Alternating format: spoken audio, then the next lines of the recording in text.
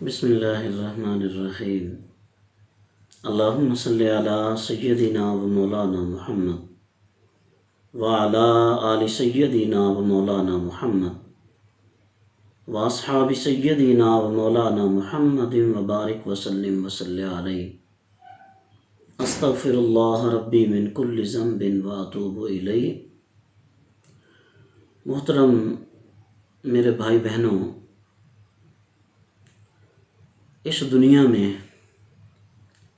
ہر انسان اپنے حقوق کی جنگ لڑ رہا ہے، اور وہ یہ نہیں چاہتا کہ اس کے حقوق کوئی دوسرا سلب کرے، اس کے حقوق پہ کوئی دوسرا ڈاکہ ڈالنے کی کوشش کرے۔ تو جیسے بھی ممکن ہوتا ہے انسان اپنے حقوق کے لیے پوری جد و جہد کرتا ہے۔ میرے بھائیوں، کیا کبھی آپ نے سوچا کہ ہم بحیثیت مسلمان اللہ تبارک و تعالیٰ کے وہ بندے ہیں جن کے لیے خاص طور پہ اللہ تبارک و تعالیٰ نے اپنی کتاب قرآن عزیز نازل فرمائی؟ تو کیا کبھی آپ نے غور کیا کہ اس اللہ تبارک و تعالیٰ کی آخری کتاب قرآن مجید کے بھی ہم پر کچھ حقوق ہیں؟ ہم میں سے کتنے لوگ ہیں جو ان حقوق کو پورا کرنے کی کوشش کرتے ہیں؟ کیا کبھی آپ اس حوالے سے سوچتے ہیں کہ اس بارے میں آپ نے کبھی غور و فکر کیا؟ سارا کچھ آپ کرتے ہیں، سوچتے ہیں، عملی جد و جہد کرتے ہیں، کس کے لیے؟ دنیا بنانے کے لیے، مال و دولت کمانے کے لیے، اچھا گھر بنانے کے لیے، عزت کے لیے، شہرت کے لیے۔ آپ بتائیے، یہ جن چیزوں کے لیے ہم دن رات ایک کرتے ہیں، جن کے لیے ہم ایک دوسرے کے ساتھ دشمنی مول لیتے ہیں، بتائیے ان میں سے کون سی چیز ہے کہ جس نے قبر میں ہمارے کام آنا ہے، جس نے آخرت میں ہمارے کام آنا ہے؟ دوستو آؤ ہم پہچانیں اللہ رب العزت کی آخری مقدس کتاب قرآن مجید کے وہ حقوق کہ جو ہم پر ہیں۔ نہ صرف پہچانیں، ہم ان حقوق کو ادا کرنے کی کوشش کریں کہ ہمارے ذمے کوئی حق باقی نہ رہ جائے۔ آئیے جانتے ہیں قرآن کا سب سے پہلا ہم پر حق کیا ہے؟ دوستو کبھی آپ نے غور کیا؟ قرآن کا پہلا حق یہ ہے کہ اس پر ایمان لایا جائے۔ آمن الرسول بما انزل الیہ من ربہ والمؤمنون۔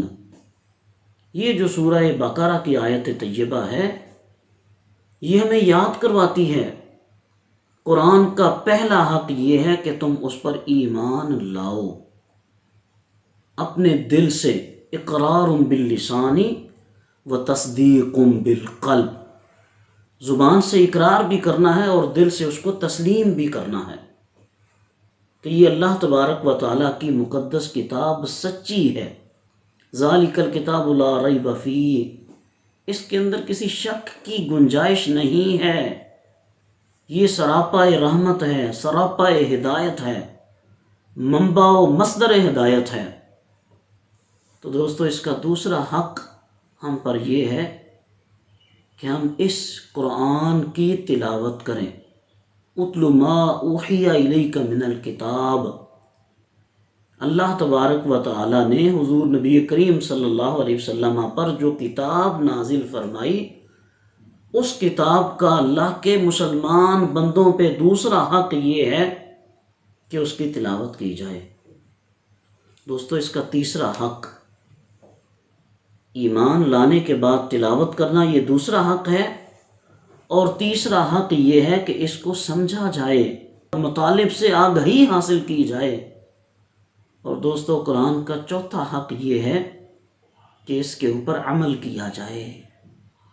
عمل کرنا یہ اس کا حق ہے صرف ریڈنگ کرنا، صرف اوپر سے دیکھ کے پڑھ لینا یا اس کے مطالب اور مفاہیم کو سمجھ لینا، اس پر ایمان لے آنا، تو اس سے ہم اس کے حقوق سے نبرد آزما نہیں ہوں گے، بلکہ ایک حق یہ ہے کہ اس کے اوپر عمل کیا جائے۔ من و ان ہمارے خالق نے ہمیں جو احکامات بھیجے ہیں، جو سندیسہ اس نے دیا ہے، جو ہدایت کا منبع اور مصدر بنا کے بھیجا ہے، ہم اس کے اوپر ایمان لائیں۔